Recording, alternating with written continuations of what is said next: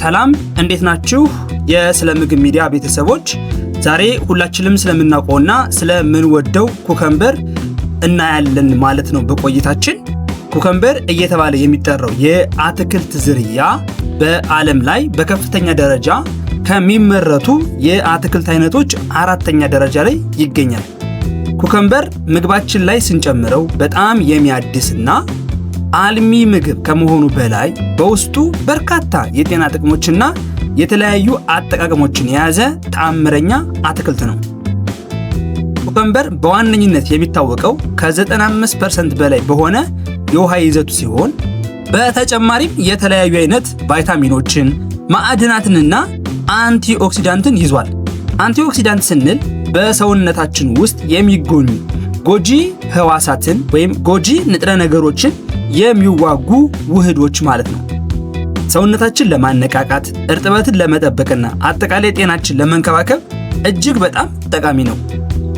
በተለይ ደግሞ ጥሬውን ብትመገቡት፣ ሰላጣ ላይ ብትጨምሩት ወይ ደግሞ ጭማቂ አድርጋችሁ ብትጠጡት ኩከምበር ለጤናችን የሚሰጠው ጥቅም ላቅ ያለና የተሻለ ነው ማለት ነው።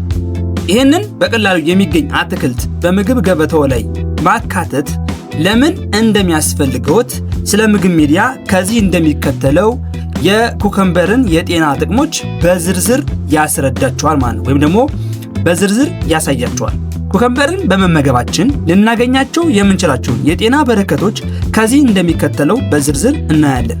አንደኛ፣ ሰውነታችን ከድርቀት ይከላከላል። ኩከምበር ከ95% በላይ ውሃ በመሆኑ በተለይ በሞቃታማ የአየር ጠባይ ወይም ከአካል ብቃት እንቅስቃሴ በኋላ ሰውነታችን በቂ ፈሳሽ እንዲያገኝ በማድረግ እጅግ በጣም ውጤታማ ነው። ይህ ለሰውነታችን ሙቀት መቆጣጠሪያ፣ ለንጥረ ምግብ ዝውውርና ቆሻሻን ለማስወገድ ወሳኝ ነው።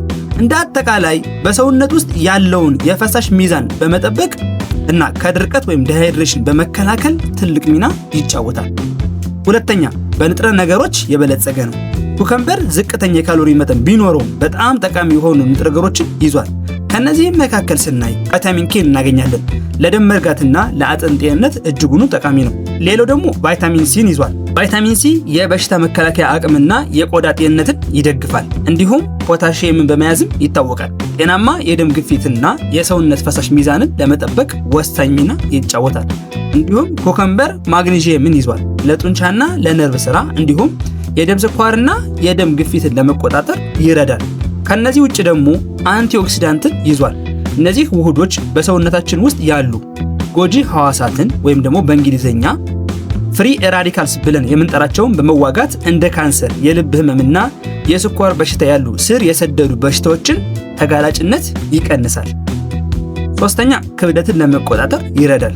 ከፍተኛ የውሃ ይዘቱና ዝቅተኛ የካሎሪ መጠኑ ብዙ ካሎሪ ሳይጨምሩ የመጥገብ ስሜት እንዲሰማው ስለሚያደርግ ለክብደት ቁጥጥር ተመራጭ ነው ማለት ነው። አራተኛ፣ የምግብ መፈጨት ስርዓትን ይደግፋል። በኩከምበር ውስጥ ያለው ውሃና ፋይበር የሆድ ድርቀትን በመከላከልና ጤናማ የአንጀት ባክቴሪያዎችን በመደገፍ የምግብ መፈጨት ስርዓታችንን የተስተካከለ እንዲሆን ያደርጋል። እንዲሁም ደግሞ ሜታቦሊዝምን ያፋጥናል። ኩከምበር ለሰውነት ኃይል የሚሰጡ እና ለሜታቦሊዝም ሂደት የሚረዱ ቫይታሚኖችን ወይም ደግሞ ቫይታሚን ቢ አይነቶችን በውስጡ ይዟል ማለት ነው። አምስተኛ፣ የደም ግፊትን ለመቀነስ ያግዛል። ከፍተኛ የውሃ ይዘቱና ፖታሺየም በሰውነት ውስጥ ያለው የሶዲየም ወይም የጨው መጠን በማመጣጠንና የደም ስሮች እንዲሰፉ በማድረግ የደም ግፊትን ለመቀነስ ይረዳናል ማለት ነው። ስድስተኛ፣ የአጥንት ጤንነትን ያጠናክራል። በኩከምበር ውስጥ በብዛት የሚገኘው ቫይታሚን ኬ የአጥንት ጥንካሬን ለመጠበቅና የአጥንት መሰበር አደጋን ለመቀነስ በጣም አስፈላጊ ነው። እንዲሁም ካልሲየም እንዲመጠጥ ወይም በትክክል እንዲዋሃድ ይረዳል። ሰባተኛ፣ ሰውነትን ያጸዳል። ከፍተኛ የውሃ ይዘቱ የኩላሊት ስራን በመደገፍ በአግባቡ እንዲሰራ በማገዝ መርዛማ ንጥረ ነገሮች ወይም ቶክሲን የሆኑ ነገሮችን ከሰውነት ለማስወገድ ይረዳናል። ስምንተኛ፣ የልብ ጤናን ያጎለብታል። በኩከምበር ውስጥ የሚገኘው ፖታሺየም የደም ግፊትን ለማስተካከልና የልብና የደም ዝውውር ስራን ይደግፋል። ዘጠነኛ፣ የደም ስኳር መጠንን ለመቀነስ ያግዛል። አንዳንድ ጥናቶች እንደሚያሳዩት ኩከምበር በተፈጥሮ የደም ስኳር መጠንን የመቀነስ አቅም እንዳለው ነው ማለት ነው። አስረኛ ላይ ኢንፍላሜሽንን ይቀንሳል። ጸረ ኢንፍላማቶሪ ወይም አንቲ ኢንፍላማቶሪ ባህሪያት ያላቸው ውህዶች በውስጡ ስላለው ውስጣዊ ኢንፍላሜሽንን ለማስታገስና የመገጣጠሚያ ወይም ጆይንት ጤናን ለመደገፍ ይረዳል። 11ኛ አንቲ ኦክሲዳንቶችን ይሰጣል። ፍላቮኖይድስ እና ታኒን የተባሉ አንቲ ኦክሲዳንቶች በውስጡ ይገኛሉ። እነዚህ አንቲ ኦክሲዳንቶች ጎጂ የሆኑ ፍሪ ራዲካሎችን በመዋጋት የኦክሲዴንቲቭ ስትረስ ወይም ኦክሲዴንቲቭ ውጥረት ለመቀነስ ይረዳሉ ማለት ነው። 12ኛ የአፍ ጠረንን ያድሳል ወይም ይቀይራል። በተፈጥሮ ጸረ ባክቴሪያ ባህሪ ስላለው በአፍ ውስጥ በሽታ የሚፈጥሩ ባክቴሪያዎችን ለማስወገድ ይረዳናል ማለት ነው። በተጨማሪም ከአልኮል መጠጥ በኋላ አትክልቱን ከተመገቡ ሃንጎቨርና ራስ ምታት እንዳይከሰት ይረዳል። እንዲሁም በሰውነታችን ውስጥ የሚገኘውን ዩሪክ የተባለ አሲድ መጠን እንዲቀንስ በማድረግ የኩላሊታችን ጤንነት ይጠብቃል። ሌላው ደግሞ የስኳር በሽታ ለመፈወስ፣ በሰውነት ውስጥ ያለውን የቅባት መጠን ለመቀነስ፣ የደም ግፊትን ለመቆጣጠር ይጠቅመናል። በተለያዩ የካንሰር በሽታ የሚያዝ አደጋዎችን ለመቀነስም እንዲሁ ያግዛል። ወይም ደግሞ የካንሰር በሽታን ለመከላከልም አሁንም ያግዘናል ማለት ነው። ነገር ግን ኩከምበርን በምናይበት ሰዓት ከነዚህ ጥቅሞች ውጭ ደግሞ ለቆዳ እንክብካቤ፣ ለፊትና ለፀጉር እድገትም የራሱ የሆነ አስተዋጽኦ አለው ማለት ነው። እንደ ኩከምበርን ከምግብ ጋር የተገናኘ ነገሮች ውጭ ደግሞ ለውበትም በጣም ጠቀሜታ አለው ማለት ነው።